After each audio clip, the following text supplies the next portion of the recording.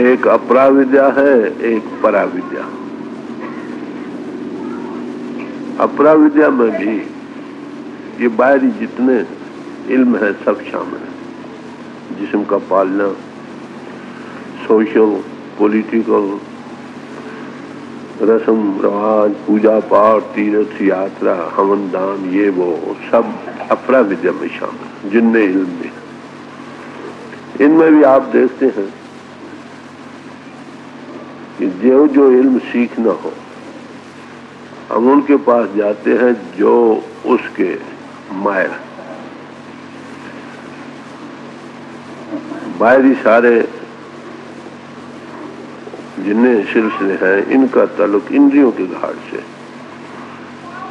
मामूली से काम सीखना हो ना, वो भी कई हेडबॉडी के नीचे रहकर उसकी झाड़ें भी खाता है, गालियां भी खाता है, उसको नमक डालने पहले पूरा नहीं आता है, फिर ट्रेनिंग के बाद वो बावर्ची बन जाता। ऐसी और इल्मों का हाल है जिनका ताल्लुक इंद्रियों के घाट से। वह एक और इल्म है जिनका ताल्लुक इंद्रियों के से ऊपर आकर मिलता है, वो दृश्य का ज्ञान, आत्मा संबंधी। इंद्रियों को सत्या कौन दे रहा? आत्मा। आत्मा इंद्रियों से ऊपर अनुभव होता है जाकर। जब तक आप फैलाव में बाहर मुख से हटते नहीं उसका ज्ञान होता नहीं। तो ऐसा इल्म जिसका ताल्लुक इंद्रियों के घाट से ऊपर आकर मिलता, अरे भाई उसमें भी किसी की हिदायत, किसी की मदद की जरूरत। मगर केवल ऐसे पुरुष की जो उसमें माहिर है। आलमों से ये काम नहीं होगा, ना हाकिमों से होगा, ना अमीरों से होगा, ना ये से होगा, ना वो से होगा।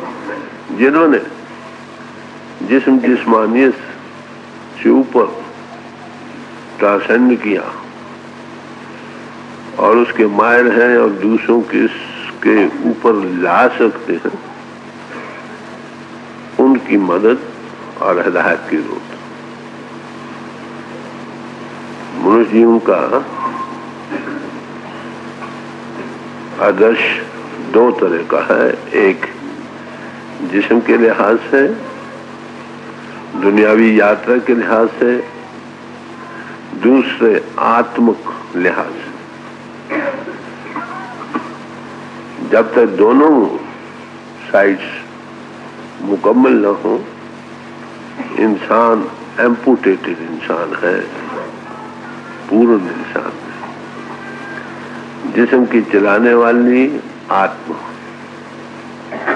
हमने जिस्म और इसके तल्लुकात के मुतल्लिक और बुद्धि और विचार के मुतल्लिक बहुत कुछ जाना। What does it profit a man if he gains the possessions of the whole world and loses one's own soul? क्या हुआ?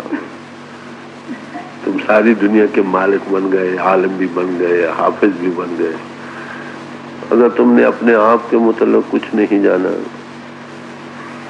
तो क्या जाना? जन्म बर्बाद चला गया। सवाल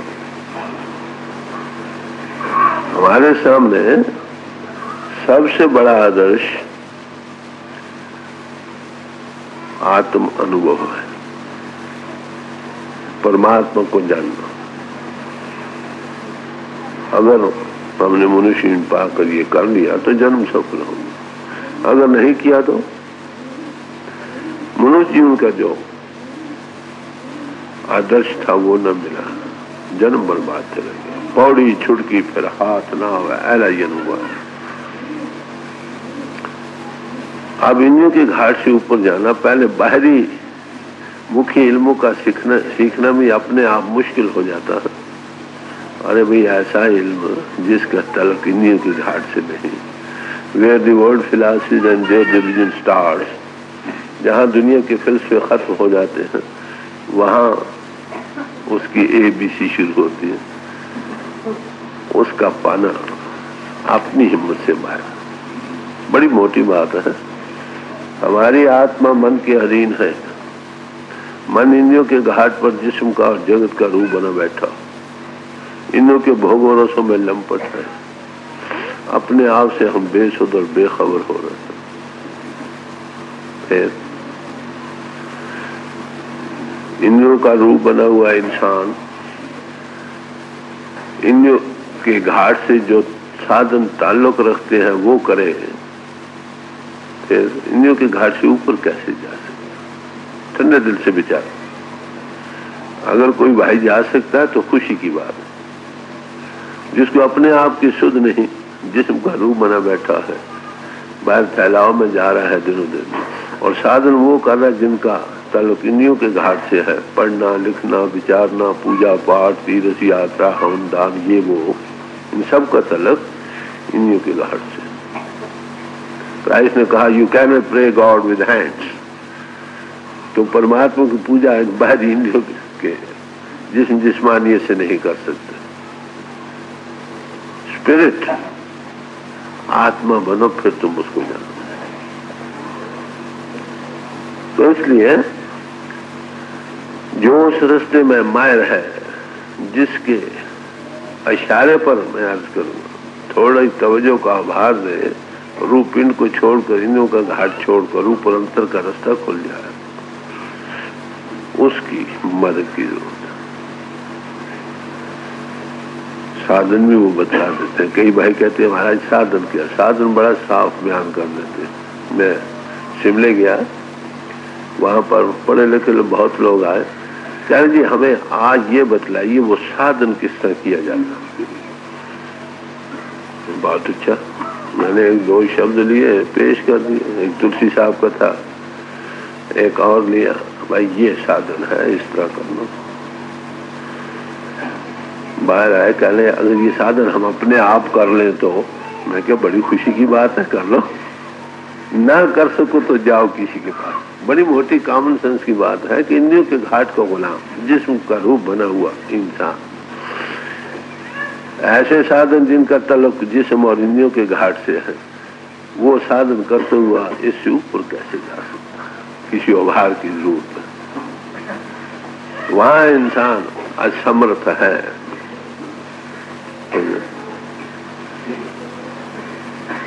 तो यहां आकर इंसान जब बेबस होता है तो पुकारता है मन के लिए। जो बच्चा उठना चाहे, ना उठ सके तो क्या करता? बार बार गिर जाए, बेख्तियार उसके मुंह से पुकार निकलती है, जिसको दुआ कहते हैं। दुआ के मैंने है पुकारना, मदद के लिए कोई पहुंच जाए। जहां इंसान लाचार हो जाए ना बन सके अपने जोरों से कुछ भी, वहां पर वो पुकार, मदद के लिए पुकार। ये कुदरती खासा। जो काम तो तुम आप कर सकते हो उसके लिए तो खूब कर लेते हो ना। जहां हार जाओ फिर वहां पुकार निकलती है। उसी का नाम प्रार्थना। समर्थ पुरुष के सामने हाथ पसारना, मदद किसी की चीज के कामयाब होने के लिए, इसका नाम प्रार्थना, इसका नाम प्रेयर, इसका नाम दुआ। ये कुदरती जज्बा है हर एक इंसान के अंदर। तो अब हमारे सामने मजमून क्या? हमने अब परमात्मा को जानना है। मनुष्य जीवन का सबसे बड़ा आदर्श यही है कि हम परमात्मा को जानना है। समझे? परमात्मा को जानना है आत्मा ने, न मन ने, न बुद्धि ने, न प्राणों ने, न इंद्रियों ने। वो नहीं जाना जाता। फिर हम पहले आत्मा बने। आत्मा को बीमारी क्या है? मन के अधीन है, मन इंद्रियों के अधीन है, इंद्रियों को भोग खींच रहे हैं। ये जिस्म का और जगत का रूप बना बैठा है। इतना आइडेंटिफाई हो चुका है जिस्म के साथ कि अब ये डिफरेंशिएट नहीं कर सकता कि मैं कहूं।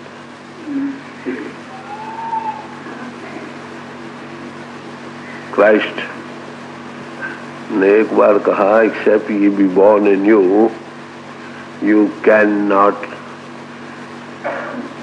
enter the kingdom of God. You see the light of heaven. एक बड़ा आलिम फाजिल था उस वक्त, निकोडिमस उसका नाम था। क्या लेगा क्या Christ, how can we reenter into the womb of the mother and be reborn? कैसे हम माता के पेट में दोबारा दाखिल हो सकते हैं और पैदा हो? तो कहने लगे, देखो भाई तुम बड़े आलिम फाजिल हो, सब लोग तुम्हारी कदर करते हैं, तुम्हें पूजते हैं, क्या तुम्हें ये मालूम नहीं कि flash is born of the flash and spirit of the spirit? ये जिस्म का पैदा होना नहीं, ये रूह का, इस जिस्मानियत के घाट से ऊपर आना, इस केज कहो पिंजरे को से आजाद होना, नई दुनिया में पैदा होना। तो मेरे अर्ज करने का मतलब है, यहाँ आलमों का भी बस नहीं चलते। गुरु अर्जुन साहब ने और सब महात्माओं ने वो कहते हैं, एक जगह कहा कि कौन सा गुण है ऐ प्राणों के पति परमात्मा, मैं तुझे कैसे मिल सकती हूँ? कोई गुण हो तभी मिल सकता है ना। कहते हैं गुणहीन बुद्ध बलहीनी मोए परदेशन दूर से आए। कोई रूप है, कोई भी मेरे कोई गुण हो जिससे एक्सेप्टेंस हो ना। कहते इनमें मेरे में कोई भी बल मैं नहीं देखती, ना मुझ में बुद्धि है न बल है, न ये है न वो है क्या? मैं दूर से चली आपसे, कब से दुनिया बनी, मेरी रूह आपसे बिछड़ी, अब हार कर सब उपाय किए आप तक नहीं पहुंच सकी, आपके चरणों में आ गए। इसलिए ना हन दर्ब न जोबन माती, ना ही मेरे पास रुपया है, ना ही कोई जवानी खूबसूरती है, ना ही मोय अनाथ की करो तुम्हारे। खूबसूरती किस बात की है? जिस्म की खूबसूरती का सवाल नहीं, ये अंतर की खूबसूरती का सवाल है। हम बाहर से बड़े खूबसूरत हैं, दिल में गलाजत भरी पड़ी, अंदरों कुसुदा कालियां बारों चिटुइयां, रीशा करे तिनहानियां जो से अंदर खड़ी, जिसके हृदय में मैल भरी पड़ी है, गंदगी का ढेर लगा है, ऊपर रेशमी कपड़ा भी डाल दो, फूल भी सजा दो, क्या उससे खुशबू आएगी? Blessed are the pure in heart, for they shall see God. जिनके हृदय पित्र हैं वो मुबारक हैं, क्योंकि केवल ऐसे पित्र हृदय ही उसको देखते हैं। तो सफाई और पित्रता, कहते मुझ में कोई सफाई नहीं, जोबन नहीं, खूबसूरती नहीं, वो तो गलाजत से भरी पड़ी है, वही संस्कार बाहर निकलेंगे। कहते हैं मैं अनाथ हूँ, मेरा कोई और मददगार भी कोई नहीं, हार करके तुम्हारे चरणों में आई हूं, मुझे जगह दे दो, संभालो अपने आप। तो ऐसी ऐसी लाचारी के हालत में इंसान से पुकार निकलती है। तो इसका इलाज क्या है? खोजत खोजत बही बेरागन प्रभ दर्शन को हो फिर सिखाए। कहते मैं तलाश कर करके तुझे पाना चाहती हूँ, बैरागियों की तरह बैरागन बन गई। समझे? आपके मिलने की बड़ी जबरदस्त प्यास है, कैसे मिल सकती हो? या बल हो, बुद्धि का बल हो, बाहुबल हो, रुपए का बल हो, या और कोई गुण हो। कहते मैं जिस तरफ भी मैं नजर मार कर देखती हूँ, मेरे अंदर कोई गुण नहीं, सब अवगुणों से ही भरपूर हूँ। ये कौन लोग कह सकते हैं जिनकी नजर अपने आप पर पड़ी?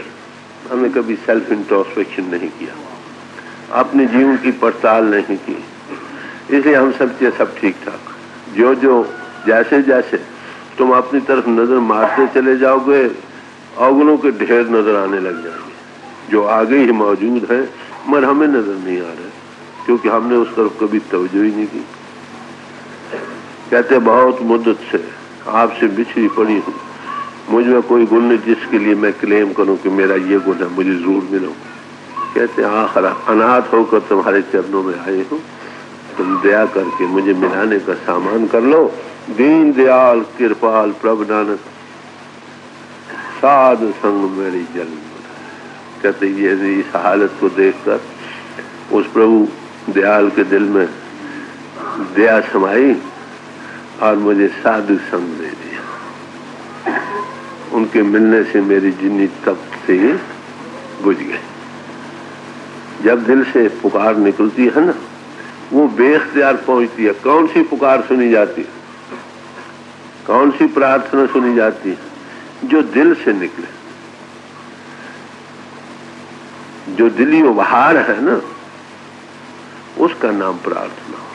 हम लोग बाहर की प्रार्थना पढ़ लेते हैं, वो एडजस्ट नहीं होती हमारे दिल से, क्योंकि दिल से वो आवाज नहीं निकलती ना। अपनी कमजोरियों का एहसास नहीं होता, लिप प्रेयर हो जाती, जबान से पढ़ डाला, दिल से कोई तल्लुक नहीं, एहसास नहीं, अपनी गिरावट और अधोगति का बिल्कुल कोई एहसास नहीं। ऐसा पुष्पकार भी क्या करे, सुपरफिशियल कर देगा। मगर ऐसी आवाज उस प्रभु तक नहीं जा सकती। तीर वही निशाने पर चलकर पहुंचता है जो छाती तक खिंच कर आया।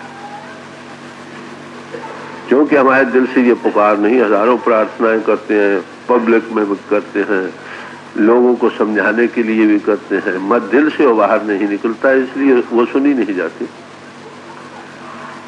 कौन सी पुकार सुनी जा सकती है? अब सवाल ये आता, प्रार्थना तो सब कर रहे हैं आप अपनी जगह। हम देखते हैं कि बहुत सारे लोगों की प्रार्थना नहीं सुनी जाती। उसका कारण क्या? कि वो दिल से आवाज नहीं निकलती। हम खुद उस रास्ते में खड़े हो जाते, क्लचिंग करते हैं। अमीर आदमी या किसी समर्थ पुरुष के सामने एक पेश कर दो और इंतजार करो, यही है ना। हम पेश करते हुए भी इंतजार नहीं करते, उसमें हमारी क्रिंगिंग नेचर रहती है। इसलिए एक दरवाजे में आदमी खड़ा हो, किसी को कहे तुम अंतर आ जाओ, खुद दरवाजा न छोड़े, फिर अंतर कैसे आए? प्रे एंड वेट, प्रार्थना करो और उस पर छोड़ दो, बस फिर उसका रिस्पांस होता। पहली बात। और दूसरे, वो प्रार्थना हमारे दिल से निकले। गुरबानी में इस बात का निर्णय किया गया है, सत संतोख करे अरदास ता सुन सद बहाले पास। सत्य हो जो कहता हो, जो जबान पर हो वही दिल में भी हो, वही दिमाग भी सोचता हो। जब तीनों मुतफिक हो किसी ख्याल पर तो वो सत्य हो। हमारी जबान तो मांगती है, दिल नहीं मांगता। दिमाग कुछ और सोचता है, दिल और कुछ मांगता है, जबान कुछ और कह रही है। ऐसी प्रार्थनाएं कैसे सुनी जाएगी? फिर पहली बात। दूसरा संतोख, जाओ वहां खड़े हो जाओ, वेट। तभी वो कहते ऐसी हालत में क्या नतीजा होगा? कहते वो सुनने वाला आपके बाजू पकड़कर पास बैठा लेगा, कहेगा बच्चा कहो क्या कहता, सुनेगा। तो प्रार्थना एक कुदरती जज्बा है जो हर एक इंसान के अंदर मौजूद है। कब उभरता है? जब ये लाचार हो जाता, जब इससे कुछ नहीं बनता, हार कर जबान से बेख्तियार पुकार निकलती है, दुआ निकलती है, तो प्रार्थना होती है। ऐसी प्रार्थना सुनी जाती। बल, चतुराई, बाहरमुखी, दिखावा ये काम नहीं कर सकता। लोगों को तो हम खुश कर सकते हैं, बाहरी आंखें बनाकर, बड़ा करके, हाथ जोड़कर, लंबे पड़कर, ये लोगों का दिखावा। भाई दिल तुम्हारा क्या कह रहा? तो जब तक दिल से पुकार ना निकले वो नहीं सुनी जाती। मैंने कई बार आगे भी आपको सुनाया है। एक बच्चा था, वो अंतर में मकान के अंदर था, उठना चाहता था, नहीं उठ सकता था, बार बार गिर पड़ता था। दीवार को हाथ डाला उठने के लिए, हाथ फिसल गया, गिर गया। कुर्सी को पकड़ा, कुर्सी उल्ट गई, फिर मुंह के बल गिर गया। कपड़ा लटक रहा था, उसको पकड़ा, कपड़ा ऊपर से छूट गया, फिर गिर गया। हार कर निकला, हाय माँ, दिल से वो बाहर निकला। माता रसोई में थी, दूध उबल रहा था, आवाज सुनी, दर्द भरी, उठ दौड़ी, बच्चे को उठाया, छाती से लगाया, अंतर आई, दूध सब बह गया था। बच्चा कहने, माता मैं तुझे बड़ा प्यारा हूं। कि हाँ बच्चा, तू वाकई प्यारा हूं। यानी तुम्हारा दूध उबल गया, गिर गया, तूने परवाह नहीं की, भागी दौड़ी चली आई। क्या हाँ बच्चा, तुझे मेरा बड़ा प्यार। बच्चे के दिल में ये समाई, अब तो माता को बुलाना बड़ा आसान है। जब हाय माँ करेंगे आ जाएगा, और क्या। कुछ दिन बाद गिरा नहीं, वैसे ही खड़ा करता, हाय माँ, हाय माँ, हाय माँ, हाय माँ करता चला जाता, माता नहीं आता। आधा घंटा कर करके कहने, भाई चले देखो तो सही, आज क्या चढ़ाया। उस दिन दूध की परवाह नहीं की, आज कोई और ज्यादा कीमती चीज चढ़ाई होनी। आकर आया, उसके कंधे को पकड़कर खड़ा हो गया, पूछने लगा माता कि हाँ बच्चा क्या चढ़ाया है। कि बच्चा दाल चढ़ाई है। नहीं माता, तुम बताओ क्या। उन्हें ढक्कन को उतारा, दाल उबल रही थी। ये माता बड़ी हैरानी की बात है, उस दिन तो मैंने एक बार हाय माँ कहा था, तू भागी भागी आई, दूध की परवाह नहीं की। आज मैं आधा घंटा पुकारता रहा, तू नहीं आई। पहले बच्चा, आज तेरी आवाज में वो दर्द नहीं था। तो प्रार्थना सुनी जा सकती है किन लोगों की जो दिल से निकले, जो सत्य हो, दिल, जबान और दिमाग मुतफिक हो, ऐसी प्रार्थना। और फिर ये करके छोड़ दो, वेस्ट, उसमें अपनी हिकमत मत चलाओ, बुद्धि विचार को मत दखल दो। पेश की मांगा दर पर बैठे हैं, दे दे ना दे ना दे, उसके हवाले कर दो। तो ऐसी प्रार्थना सुनिए। अब हमें क्या मुश्किल है, हम प्रभु को पाना चाहते हैं। मनुष्य जीवन इसलिए मिला है कि प्रभु मिले। प्रभु को हमने देखा नहीं, उसको पकड़े कैसे। वो इंद्रियों के घाट से ऊपर अदृष्ट और अगोचर है, सूक्ष्म और अगम है। हम इंद्रियों के घाट पर बैठे हैं, जिस्म जिस्मानियत का रूप बने बैठे हैं। कैसे इससे ऊपर आए तब उसका कुछ दृश्य मिल सके। बाहर मुखी जितने साधन है वो हमको बाहर दुनिया में ही लगाते हैं। नजरी आवे तांसो मोह, ये क्यों मिली है प्रभु नाशी दो। जो कुछ नजर आ रहा है उससे हमारी अटैचमेंट है, मोह में है, बंधन में है। हे प्रभु तू अब नाशी है, ये सब नाशवान चीजें, फिर तुझे हम कैसे पाते है। लाचारी की नहीं। खट का पट खोल दिखाओ, ए मन जूझ जूझ कर हारा, लगे ना एक पाओ। ये घट है, दरवाजा बंद है, खुलता नहीं। अवल तो हमें उस दरवाजे का ही पता नहीं, अंधे दर की खबर न पा। जो पता भी लग गए तो करता है, दरवाजा नहीं खुलता है, क्या किया जाए। Knock and it shall be open unto you, दरवाजा खटखटा और खोला जाएगा, ये क्राइस्ट कहता। अवल तो दरवाजे का पता नहीं, दरवाजे का पता भी है तो वो घट खुलता नहीं, अपनी हिम्मत से नहीं खुलता। खोलने वाला खोले तब खोलेगा नहीं। मुश्किल बात तो यही, हम नीचे इंद्रियों के घाट में लटक रहे हैं, ऊपर है दरवाजा और तो हाथ ही नहीं पहुंचता। रफ्तीली रास्ता है, पांव फिसल फिसल कर जाता है, हाथ कहीं खड़ा होता नहीं। कोई किली मिल जाए, कोई चीज खड़े होने को पकड़ने को मिले तो खड़ा होने को मिले, फिर दरवाजा खटखटाए, फिर खोला जाए, सुनने वाला सुन ले। तो ये है मुश्किल जिसमें हम जा रहे हैं। इसके लिए अवश्य क्या करना होगा, पुकार करनी होगी। किसको? प्रभु को तो हमने देखा नहीं, जिसको देखा नहीं उसका ध्यान कैसे, उसकी पूरी कन्विक्शन भी कहां हो सकती। तो जिस पोल पर वो प्रगट है उसका नाम है गुरु, साधु और संत। अवश्य उसके सामने पुकार जाती है, उसमें वो जल के मिलती हैं, तो वो मिडवे समझिए, वो कांटेक्ट हुआ है, कांटेक्ट दे सकता है, जुड़ा हुआ है, जोड़ सकता है, इन्हों के घाट से ऊपर ला सकता है, जिस्म जिस्मानियत से ऊपर ट्रांसेंड करा सकता है, अंतर की आंख खोल सकता है और उसकी ज्योति और उसकी प्रणव की ध्वनि को सुना सकता। ये उसमें समर्थ। अवश्य ऐसा पुरुष पुकार करेगा कि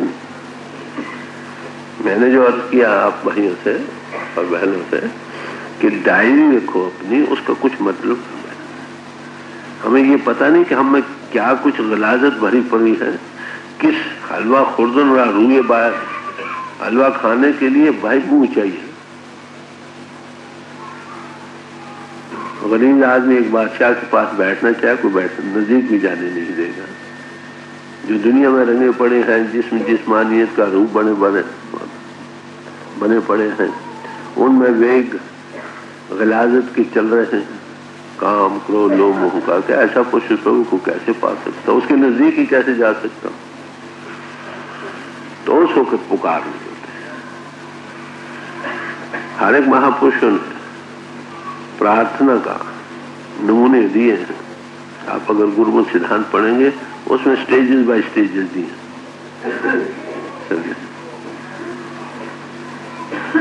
शुरू में प्रार्थना एक मददगार चीज है। जब तुम्हारी आत्मा सब तरफ से आजाद होकर उसकी कॉन्शियस को वर्कर बन जाती है कि उसकी रजा हो रही है, उसका हुक्म चल रहा, फिर वहां प्रार्थना का सवाल ही नहीं रहता।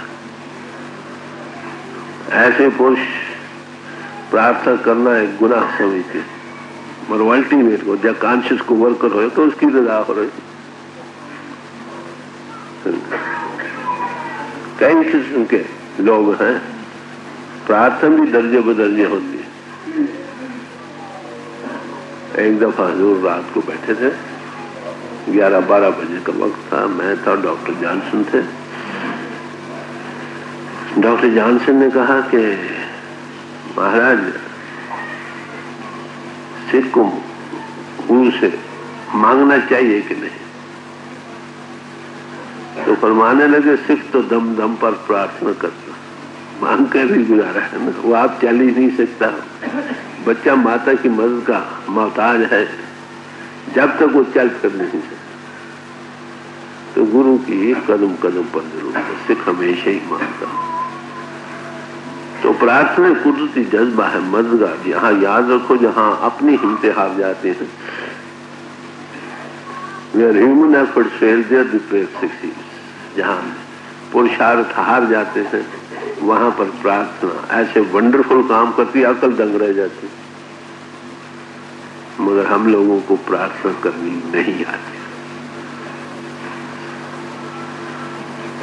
एज ए थर्ड पर्सन पेश कर दो, उसकी रजा रहे। दर्जे बदर्जे है प्रार्थना के। प्रार्थना कई भक्तों की प्रार्थना ये आती है कि ऐ खुदा हमें रोज की रोजी दे, रोटी दे। ये शुरू से शुरू होती है, ये लोअर स्टेप है। तन्ने जैसे भक्तों ने कहा भाई मुझे पाव भर घी दो, शेर भर आटा दो, एक गाय दो, घर की अच्छी स्त्री दो, आज्ञाकार, ये दो वो दो, खाट को सोने के लिए दो, रजाई और तुलाई दो, बहुत सारे डिटेल दिया। फिर कहता है भाई मैं ना ही कीता लब हो, एक नाम तेरा मैं कहूँ। कहते मैंने लालच नहीं किया, तेरे नाम के पाने के लिए ये आराम चाहिए मुझे दो। फिर कहीं लाद अड़क भी हो जाते हैं, भूखे भगत न कीजिए ये माला अपनी लीजिए। महाराज ये देते हो तो दो, नहीं तो हमसे रोटी वोटी नहीं देते तो हमसे भक्ति नहीं हो सकती। सारे दर्जे हैं प्रार्थना के।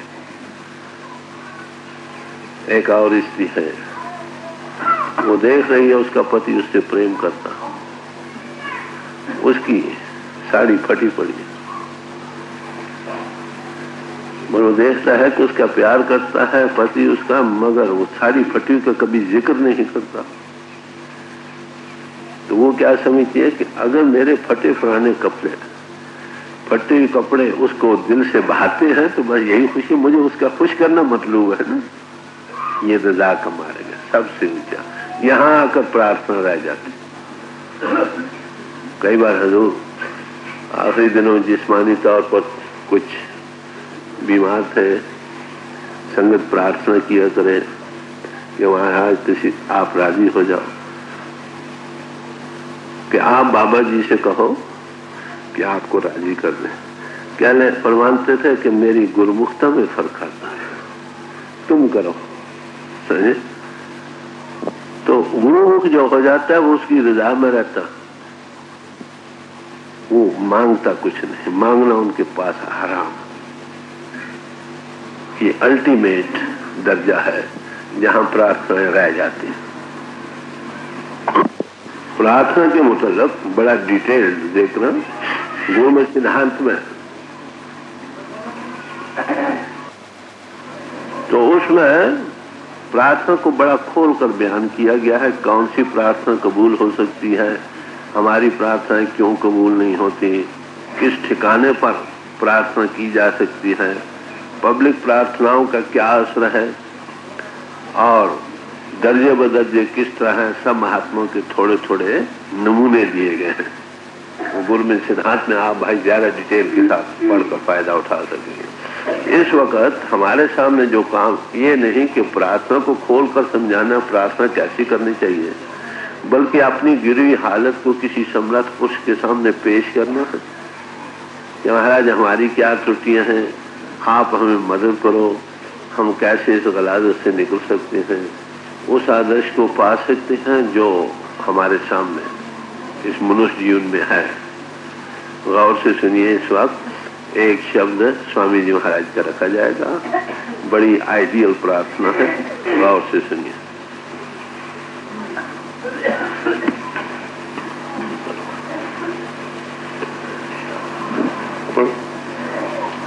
शब्द तीसरा।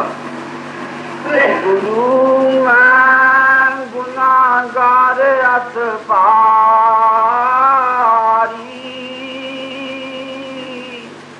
गुरु गुनागार अतबारी।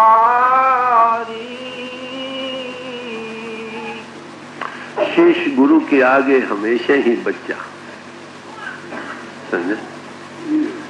अपनी कमजोरियों का एहसास उसके दिल में है, वो किस मुंह से मांगे, मगर मदद चाहता, इसलिए खोल खोल कर समझाता। उसको गुरु के सामने कोई शर्म नहीं।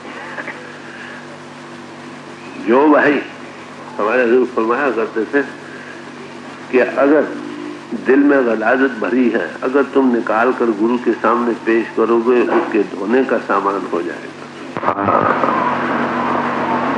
महात्मा ने कहा कि आज दिन तक जितने पापी हैं सब का मैं सरदार हूं, सरदार। जब अपनी गलाजतों का ख्याल आता हमें अपनी कमजोरियों का कभी एहसास नहीं हुआ। आत्मा पवित्र है मगर किस गलाजत में जा रही है उसका सवाल। जब इंद्र के आलोक आप ऊपर होंगे काम बन जाएगा। इंद्री जी 5 फट जाए, कम से कम कोई एक ऐसी जगह होनी चाहिए जहां दिल को खोल कर रख सको। ये गलाजत वो धो ही जाएगी। ये शब्द जो आ रहा है, हजूर बीमारी के दिनों में उन्होंने बुलाया मुझे कि भाई ये शब्द सुनाओ। वो अपने गुरु के सामने पुकार करते, हम लोगों को ये नमूना पेश किया था। जो उस गति को पहुंच गया उसमें क्या बाकी रह गया। बताऊं, शायद समझाने के लिए मुझे यही कहा कि ये शब्द सुनाओ। मैंने उनको सुनाया, वो तो शब्द सुनकर एक नमूना पे है, जार आंसू जाते। मैं सुनाता था, मेरे भी साथ जाए। और वाकई सिख की क्या गति। हमने अपनी तरफ कभी नजर नहीं मारी कि हमारी किस मुंह से क्या मांग रहे थे कि ऐ गुरु, ऐ अनबरी पुरुष, मैं जब अपने आप पर नजर मारता हूँ मैं बड़ा भारी गुनाहगार। एक महात्मा ने कहा कि जितने आज तक गुनाहगार हुए हैं मैं सबका सरदार हूँ। जब नजर पड़े तो ना, हमारी नजर ही अपने आप पर कभी नहीं पड़ी, इसलिए एहसास नहीं। जो एहसास नहीं तो प्रार्थनाएं क्या करेंगे? तो बड़े प्यार से समझा रहे हैं, गौर से सुनिए। काम क्रोध और छल चतुराई इन संग मेरी यारी। कहते मेरी यारी लगी पड़ी है, दोस्ती है बड़ी भारी। किनके साथ? कहते काम के साथ। दिन रात काम ही का ख्याल है, कभी जबान से, कभी दिल से, कभी कर्म से, हर वक्त यही रंग रंगा पड़ा। इसमें रूह गिरती है। जिसमें काम के वेग चल रहे हैं वहां प्योरिटी कहाँ? फिर क्रोध में जलन है, ईर्ष्या है, द्वेष है, निंदा है, चुगली है। कहते इसमें ये वेग चल रहे हैं, काम क्रोध और छल चतुराई। छल वो होता है ऊपर कुछ और दिखावा, बीच में कुछ और हो, ऊपर से बड़े महात्मा हो। और फिर कोई अगर किसी की बात कोई नजर आने लगे तो उसको चतुराई बातें बना बना कर बुद्धि के ये वो नमूने पेश कर उनकी नजर उस तरफ से हटाना चाहते हैं। क्या कहते हैं? ये इंद्रियों के भोग है, हम अतीत। यही कहते हैं ना वो साधु महात्मा जो होते हैं। अरे भाई जो इंद्रियों से अतीत है वो इंद्रियों के भोग क्यों मांगता? मोटी बात है ना। कहते छल और चतुराई, बातें बना बना कर अपने असूलों को लोगों पर सिद्ध करना और खुद न करना, और दिखावा और अंतर से और बाहर कथा और है, ज्ञान और है। जब हाफिज साहब कहते हैं मेम्बरों पर लेक्चर और कथा करते हैं तो कुछ और कहते हैं, क्यों बखाना मेहरबान, क्यों बखलवत मेहरबान, ओ कारे दीगर में ओ और काम उसके उल्ट करते हैं। कहते हे सतगुरु, मैं सबसे भारी गुनाहगार हूँ। मैं देखता हूँ हरदम मेरे अंदर कोई न कोई वेग, कभी काम का चल रहा है, कभी क्रोध का चल रहा है। काम में रूह गिरती है, क्रोध में फैलती है, और फिर लोगों का दिखावा, एक्टिंग और पोजिंग है। ऊपर से बड़े महात्मा बन बनकर लोगों को दिखलाते हैं, मगर अंतर में कुछ और है। फिर उसको चतुराइयों की बातें बना बना कर उसको छुपाना चाहते हैं। कह ले इनके साथ तो मेरी दिन रात यारी लगी पड़ी। ऐसे हृदय में वो प्रभु कैसे आएगा? ये गलाजत से भरा हुआ हृदय कैसे साफ होगा? आप दया करो। प्रार्थना है दिल से निकल रही है। गौर से देखो किसका हृदय इससे खाली है। काम क्रोध पर से जेनाहन ते मूर्त भगवान, जिसके अंदर काम और क्रोध के वेग नहीं चले वो भगवान की मूर्त। उनके देखने से दिल को शांति मिलती है। उनके लफ्जों में चार्जिंग है, टिकाव है, रस है। जिस सुनते सुनते जिस्मानियत से ख्याल ऊपर आ जाता, खिंचा जाता, ये उसका असर होता। तो प्रार्थना कर रहे हैं कि हे सदगुरु, मेरी ये हालत है, मैं उसको पाना चाहता हूँ, कैसे मिलेगा? आप दिया करो। धोबी है, धोबी गुरु याद रखो। उसके घाट पर जाकर इस गलाजत को धोना, और धोबी के घाट पर हमेशा मैले ही कपड़े जाते हैं, याद रखो, कभी साफ कपड़े नहीं जाते। बड़े बड़े डाकू, बड़े बड़े चोर, बड़े बड़े गए गुजरे इंसान जिनकी कोई उम्मीद नहीं बेहतर हो, वो भी कामयाब हो जाते, महात्मा बन जाते। वाल्मीकि डाकू थे, महर्षि वाल्मीकि बन गए। अजामल पापी था, गनका बेसवा थी, हम उनसे कोई कम नहीं। ये अलग बात है, जाहिरदारी हमारी कुछ बड़ी पड़ी है, मगर दिल की जो हालत है हम जानते हैं, मगर हमने उस तरफ कभी तवज्जो तक नहीं दी। हमें नहीं पता कि हमारे अंदर क्या गलाते बड़ी पड़ी। आप देखेंगे एक फायदा जो डायरी रखने का जो है, अपनी हर एक कर्म पर नजर मारनी है कि मैं क्या कर रहा हूं। समझ आ रही? गलाजत भरी हुई नजर आएगी तो जरूर तुम निकलना चाहोगे उससे। हमें अभी तक एहसास नहीं। अब इस गिलास से कैसे पाक हो सकती है? कोई सम्राट पुरुष ही निकाले ना। हम तो इस हैबिट और नेचर बन चुकी है हमारी, कैसे निकल सकते हैं? सूरदास जी कहते हैं पांव तो आगे आगे जाते हैं और मन पीछे पीछे जाता है। जहां आदत बनी पड़ी है जन्मों जन्मों की, फिर हमारी ये गति है। सदगुरु मेरी ये हालत हो गई, मैं सबसे बड़ा पापी अधोगति में जा रहा हूं। आप मुझे जिस तरह भी हो सके निकालो। धनी पसारे हाथ, किसी समृद्ध पुरुष के सामने हाथ पुकार करो, उसको रहम आएगा? हमने कभी पुकार नहीं, हम खुद कर लेंगे। आप कितना कर लेंगे? जिस्म की मैल तो हम धो सकते हैं, विलादत की मैल कपड़ा भर जा वो भी धो सकते। अरे भाई, हिंदुओं के भोगों रसों की जो मैल है, कोई इससे साफ पुरुषित होगा ना? नहीं। लोभ मोह अहंकार ईर्ष्या मान बड़ाई तारी। कहते हैं इसके साथ और भी कुछ लोभ है, लब लालच, इन्हों के भोगों रसों की, खाने पीने की, मान और बढ़ाई, उससे और बढ़कर लालच है। लोग मेरा मान करें, मैं लोगों की नजर, लोग मुझे मत्थे टेकें, लोग मेरी इज्जत करें। ऊपर से कह नहीं नहीं नहीं महाराज मत्था न टेको, दिल का अच्छा शाबाश। लोभ मोह मान ईर्ष्या, और फिर ईर्ष्या बढ़ जाती है, उसकी ज्यादा तो मेरी इज्जत क्यों नहीं, वो बढ़ गया, मैं पीछे रह गया। फिर बीच ही बीच में ईर्ष्या द्वेष की अग्नि जारी हो जाती। कहते ये हालत मेरी हो रही है। आप नजर मार कर देखो, उस्ताद जब बच्चे को पढ़ाता है तो ये मतलब कहता है कौ अलग कौ बे, इसका ये मतलब उसको अलग और बे नहीं आती है। आती है, हमारे तरह वो दुनिया से गुजरा है, हमारी कमजोरियों से वाकिफ है। वो जानता है कि कहां कहां हम गिर रहे हैं, वो हमें बतलाते हैं भाई ये हालत है तुम्हारी। इसका ये नहीं मतलब कि प्रार्थना बनाने जिन्होंने रखी है वो इसमें नहीं, हमारी हालत को बतला रहे हैं कि भाई तुम्हारे लोगों की क्या हालत है। क्या ये बातें हमें नहीं? गौर से नजर मार कर देखो, कितने तुम इससे पाक हो चुके हो। जिस हृदय में ये चीजें नहीं, कितना शांत हो। मेरा तजुर्बा है, अगर हमारे अंदर ये वेग उठने बंद हो जाए तो अंतर्यामता हो जाती है। वहां क्या हो रहा है, दुनिया में क्या हो रहा है, ये रूहानियत नहीं। इतना शीशा दिल का साफ है तो उसमें अक्स पड़ता है हर एक चीज, जिधर डायरेक्ट करो उधर की चीज नजर। फिर मैं ये कहूँ ये रूहानियत नहीं, रूहानियत और ऊंचे। मैं हृदय की सफाई करता हूँ।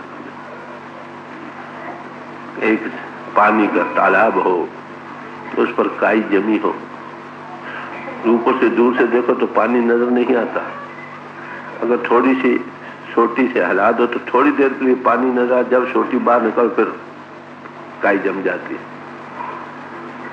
सत्संग में किसी महापुरुष के पास बैठकर अपनी कमजोरियों का थोड़ा एहसास भी होने लगता है, बस जब वहां से गए फिर वही बात। अब उसको क्या इलाज है?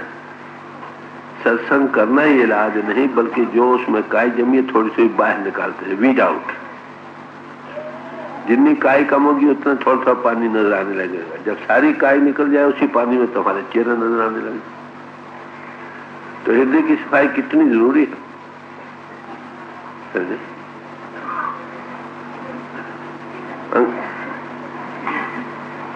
चुनर मेरी मैली बही में कापे जाऊं दुल्हा। स्वामी जी महाराज कहे भाई मेरी चुनरिया तो मैली हो रही है, मैं किसके पास जाऊं जो मुझे धो दे। कहते बड़े घाटों पर गई मर कोई डूबिया मिला ना सुझाव। बड़े घाटों पर गई, उन्होंने क्या बतलाया? इंद्रियों के घाट के साथ बतलाया, ऐसा किए जाओ, ऐसा किए जाओ, ऐसा किए जाओ, ऐसा। कहते वो मैल इंद्रियों की कैसे धोई जाओ?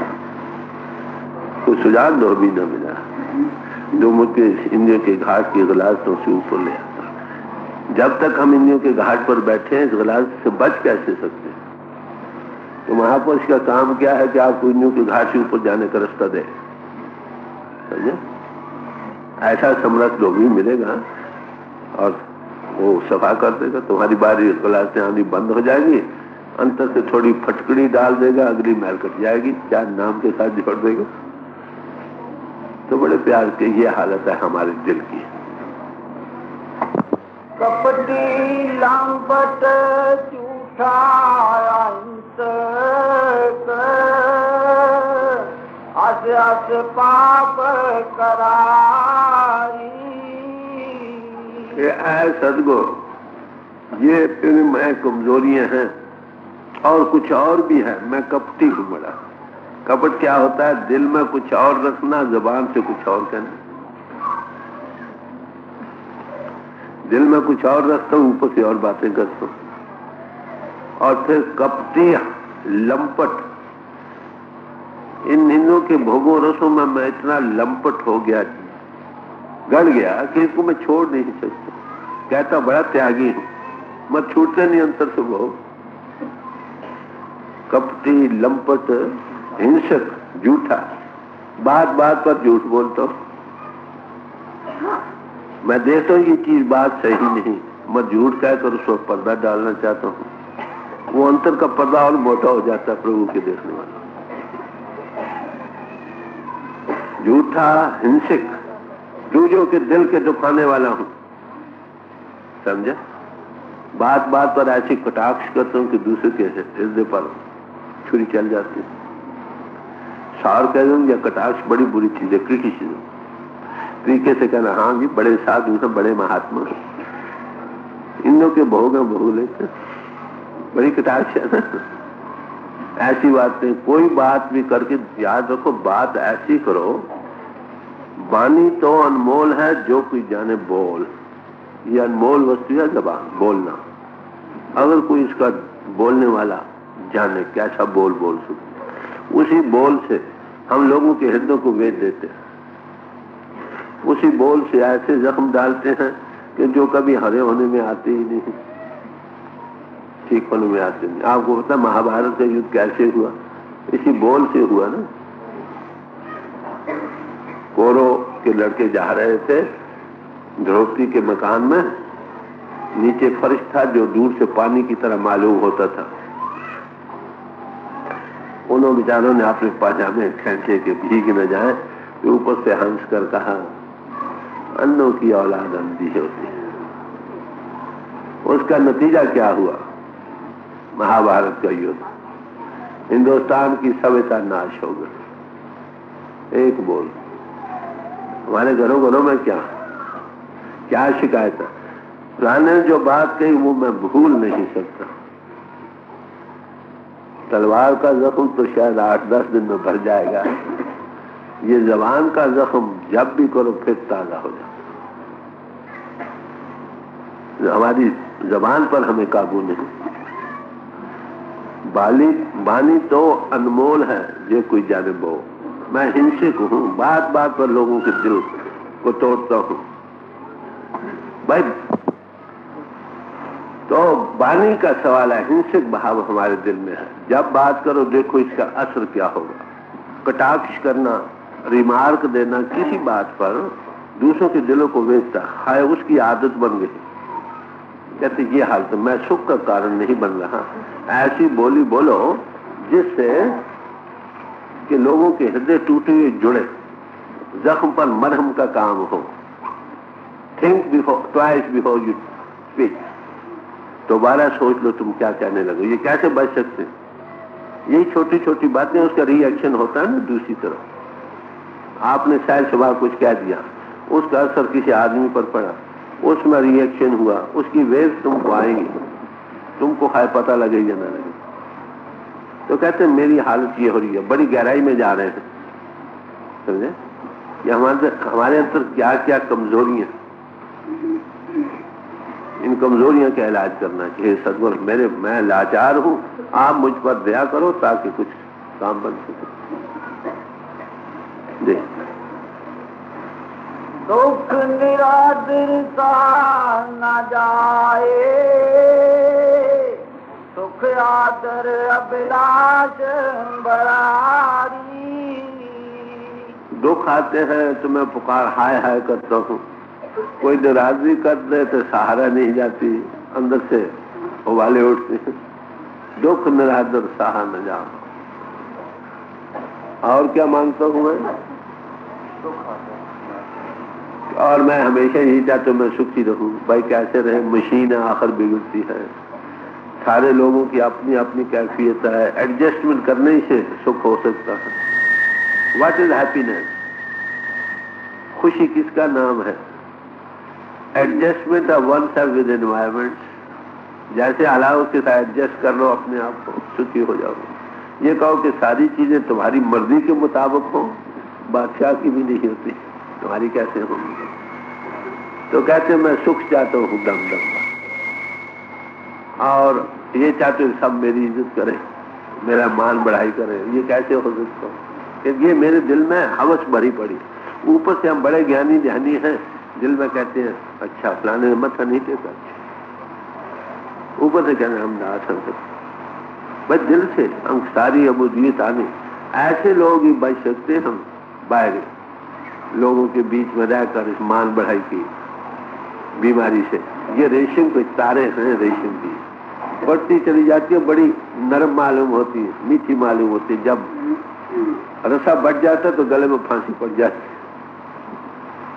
ये हालत हो जाती है। यहां फिर मैं अर्ज करूं, सत्संग करने वालों को बड़ा भारी खतरा।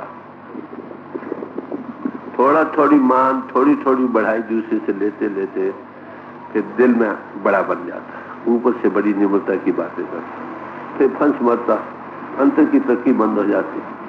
भाई जब भी बैठो थ्योरी समझानी हो तो कहो भाई ये हजूर के चरणों में या गुरु के चरणों बैठ, मुझे ये समझ आई है, इस तरह चल रहे हैं, इस तरह से तुम बच सकते हो, ये इसका इलाज बताया गया, तब तो तुम जाओगे बच। बस थोड़ी थोड़ी मान बढ़ाई लेने लगे, मत्थे टिकाने लगे, बेड़ा गर्क हो जाएगा।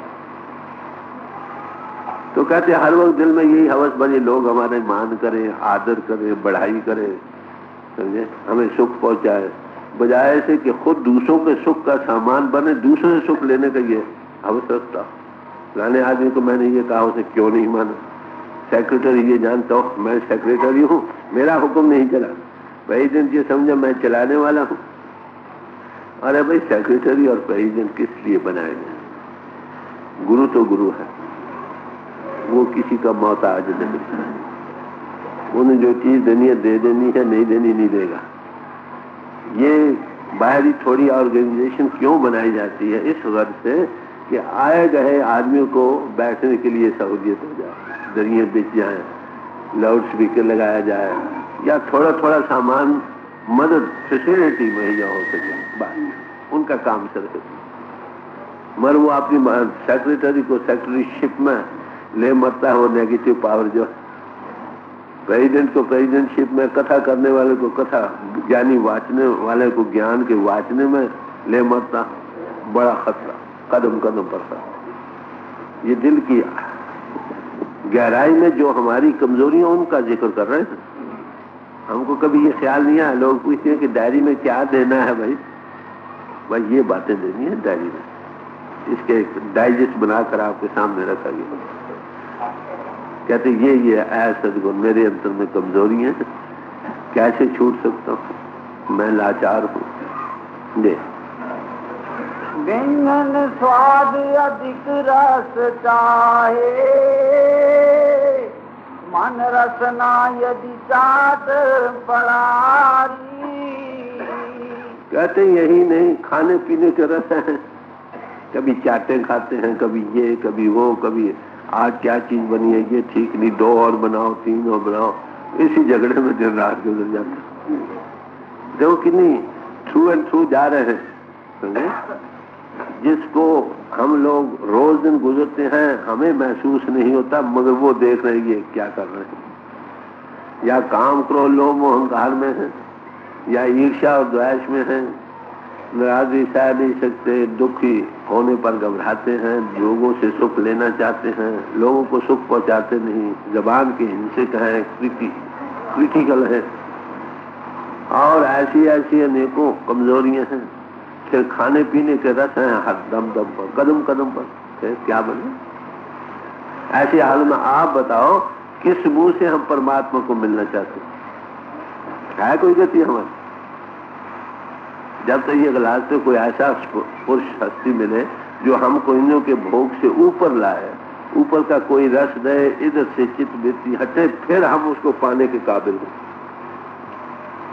यानी वो बनाने का भी काम लेता। आगे जमाने में ये काम था कि पहले बनाने में वक्त लेते थे, कोई साल भर आया, कोई 10 साल आया, कोई 12 वर्ष पानी धोता रहा, जब देते आप फिटत इसको कर दो। हजरत इब्राहिम आदम का जिक्र आता है क्या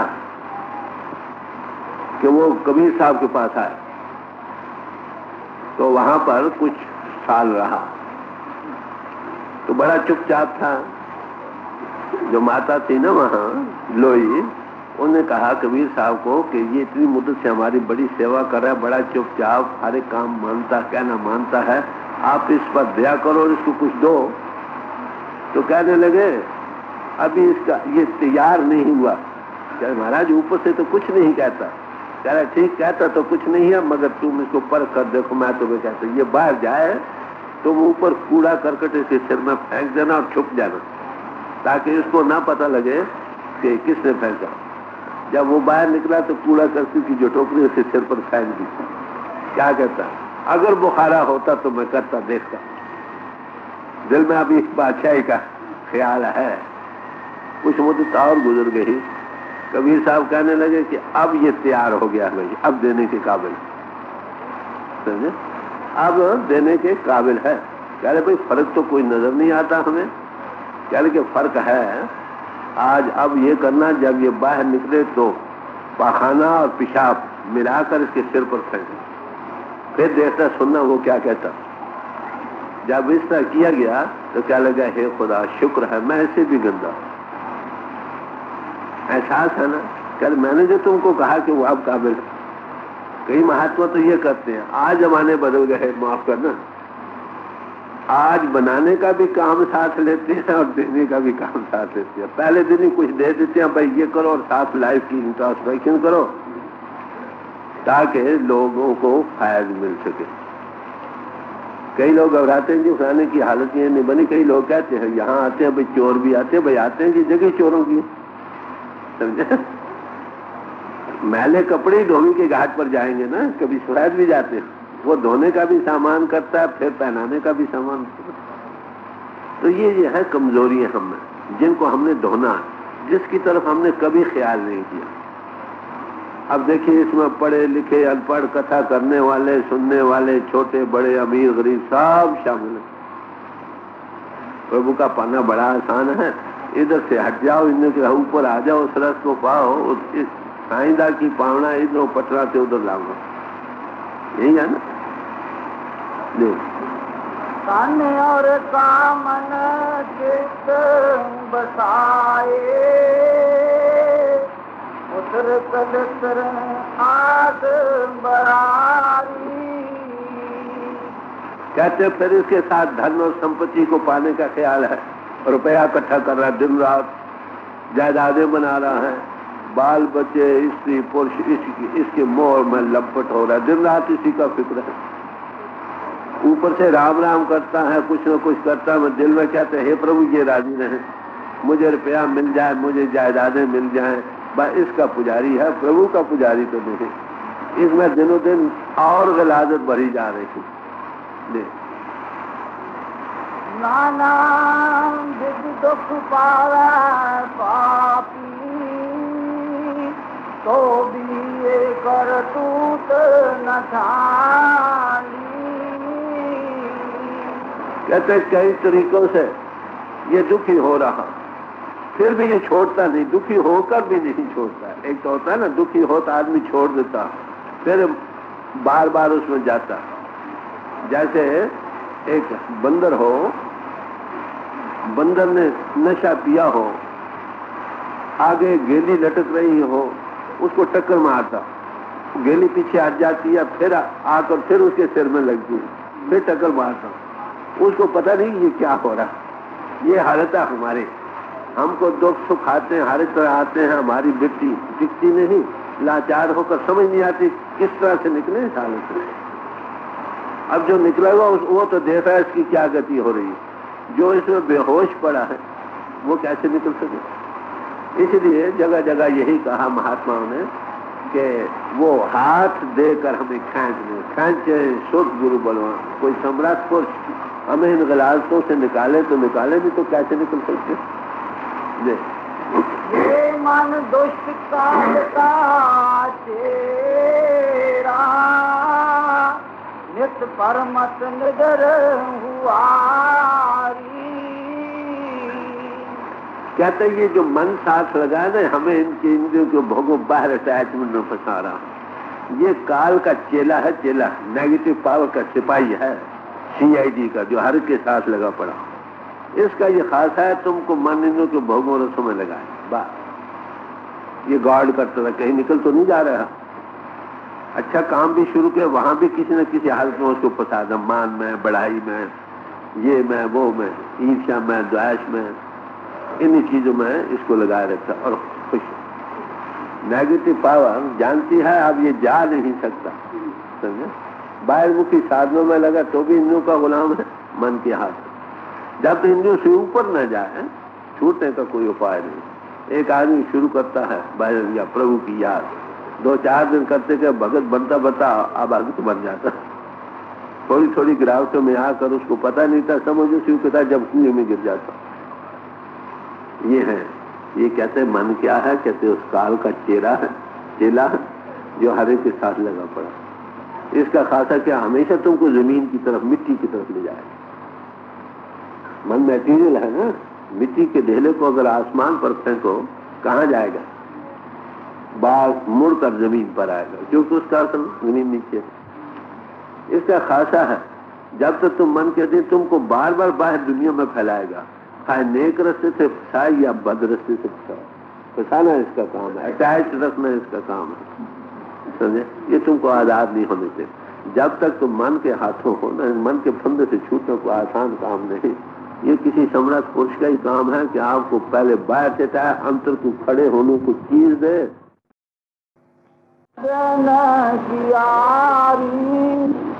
तो दिल का साबित करना उसी के काम। फिर अंतर का रस युक्ति देता है, कैसे इंद्र के घाट से ऊपर जाते तो खड़े होने को मिलता। कहते हे सदगुरु, हमारी ये गति है, तुम्हारे हाथ से इसका इलाज है, कर दो। जब जब चोट लगी तब डर डर कर भजन कियारी। कहते दुनिया में नशे फराज आते हैं, कभी तो मर गया, कोई और हालत बन गई, मुश्किलात पेश आ गई, मुकदमे पड़ गए या और मुसीबतें आ गई। उसे कहता अच्छा भी हे प्रभु थोड़ी सा भजन करने लगता, डर डर का, शायद कोई मदद हो जाए। मगर वो लास्टिंग नहीं ना, टाइम वो गुजरता फिर वैसे का वैसा। माफ करना, मिसाल तो बड़ी बदी है, कुत्ते की पूंछ है, उसको नाली में 100 वर्ष निकालो फिर टेढ़ी की टेढ़ी। मन है ना, मन का खासा तुमको बाहर अटैच करेंगे। थोड़ी देर के लिए दुखों में तंग आकर कहता है हे प्रभु, थोड़ा भजन करता है, थोड़ी देर याद करता है। जब वो गुजर जाता है, मेरी उम्र से ये काम हो गया, मैंने ये किया था, मैं ये ना करता तो ये कैसे हो, फिर वो किनारे हो जाता। देखो दिया मेरे साथ गुर की, उसी को मान लिया। यानी सदगुरु बड़ा दयाल होता है, कहता अच्छा भाई कुछ तो याद किया है, कोई डर नहीं, कुछ तो रुचि बंदी ना, इसी में वो खुश, अच्छा भाई शुक्र किया तो है, उसी को भजन में शामिल कर लेता। भाई किसी तरह किया तो सही कि नहीं। उसके हिसाब हो तो कहाँ बख्शिश और हिसाब दो चीजें।